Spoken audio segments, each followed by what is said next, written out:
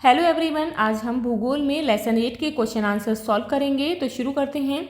निम्नलिखित प्रश्नों के उत्तर लिखिए। तो प्रश्न है, उत्तर के मैदानी भाग की विशेषताएं लिखिए। आपका निवास भारत के किस प्राकृतिक क्षेत्र के अंतर्गत है, यानी कि किस में आप रहते हैं।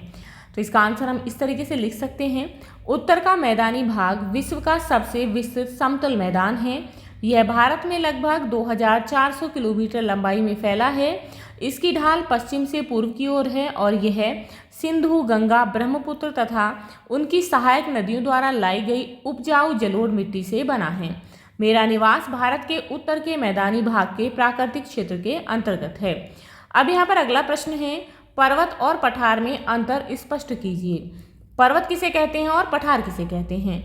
तो पर्वत ऊंचाई वाले, तीव्र ढाल और ऊंचे शिखरों वाली भूदशाएं हैं, जैसे कि हिमालय, जबकि पठार मैदान से ऊंचा, ऊपर से अपेक्षाकृत समतल सपाट होता है। किनारों पर तीव्र ढाल होती है और यह प्राचीन कठोर चट्टानों से बना हो सकता है, जैसे कि दक्कन का पठार।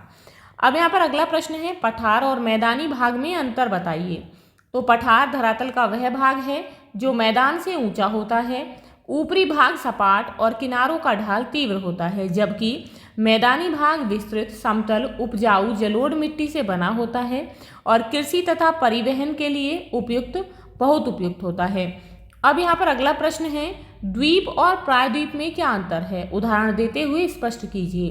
तो द्वीप चारों ओर से पानी से घिरा भूभाग होता है, जैसे कि लक्षद्वीप और अंडमान निकोबार। प्रायद्वीप 3 ओर से समुद्र से घिरा और 1 ओर से स्थल से जुड़ा होता है, जैसे कि भारत का प्रायद्वीपीय भाग, दक्षिण का पठार क्षेत्र। अब यहाँ पर अगला प्रश्न है, मरुस्थलीय क्षेत्र में वनस्पति कम क्यों पाई जाती है। तो मरुस्थलीय क्षेत्र शुष्क, गर्म और रेतीला होता है। वर्षा बहुत कम होती है और मिट्टी में नमी टिकती नहीं, इसीलिए वहाँ वनस्पति बहुत कम पाई जाती है। थार में मुख्य नदी लूनी है और सांभर झील में नमक बनता है। अगला प्रश्न है, भारत की अर्थव्यवस्था में उत्तर के पर्वतीय भाग का योगदान क्या है। तो उत्तर का पर्वतीय भाग ठंडी हवाओं को रोककर जलवायु को संतुलित करता है, मानसून को बाधित कर वर्षा में सहायता करता है, जड़ी बूटियां उपलब्ध कराता है और पर्यटन से आय बढ़ाता है। साथ ही प्राकृतिक सुरक्षा देकर अर्थव्यवस्था को लाभ पहुंचाता है।